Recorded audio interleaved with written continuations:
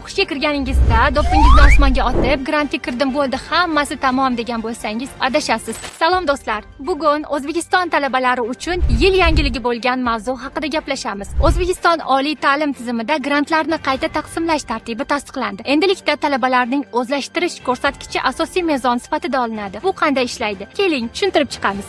Siz endilikda kontraktga kirib ham kelgusi kurslarda o'qishingizni grantda davom ettirishingiz mumkin. Talabalar ta'lim grantini saqlab qolishi yoki qayta taqsimlash jarayonida ishtirok etishlari uchun GPA 3,5 yoki undan yuqoriroq ball bo'lishi kerak. Agar talabalar GPA ko'rsatkichi past bo'lsa, u grant olish imkoniyatidan mahrum bo'ladi va o'rni vakant qoladi. Endilikda grant olish uchun onlayn arizalar topshirish mumkin. Talabgorlar oliy ta'lim tashkilotining rasmiy veb-saytidan ro'yxatdan o'tadi. Erishgan yutuqlari, akademik ko'rsatkichlarni tasdiqlovchi maxsus hujjatlarni yuklash kerak. Grant tanlovida akademik o'zlashtirish va ijtimoiy faollik inobatga olinadi. O'zlashtirish ko'rsatkichi 80 ballik tizimda baholanadi, ya'ni GPA 16 ga ko'paytiriladi. Ijtimoiy faollik esa 20 ballik mezonda hisoblanadi va 5 ga bo'linadi. Agar 2 yoki undan ortiq talabgor bir xil natija ko'rsatadigan bo'lsa, ularning akademik o'zlashtirish ko'rsatkichlari ustuvor bo'ladi. Agar o'zlashtirish shunda ham bir xil keladigan bo'lsa, mutaxassislik fanlaridan test sinovlari o'tkaziladi. Yakuniy natijalar esa har yil 25-avgustga qadar universitetning rasmiy veb-saytida e'lon qilinadi. Agar siz grant yutib olish yoki uni saqlab qolishni xohlasangiz, yaxshi o'qishingiz va ijtimoiy faollikka e'tiborliroq bo'lishingiz kerak.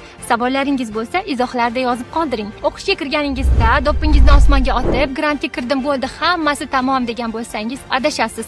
Yaxshi ko'rsatkichlar ko'rsatmasangiz, kontraktga qulab tushishingiz mumkin. Va aksincha, agar kontraktga qabul qilingan bo'lsangiz, yaxshi o'qish va ijtimoiy faollik bilan grant darajasiga ko'tarib olishingiz mumkin. Xo'sh, bu yangilik sizlarga ma'qulmi? Sizningcha bu talabalar uchun foydali bo'ladimi? Obuna bo'ling va eng so'nggi ta'lim yangiliklarini biz bilan kuzatib boring.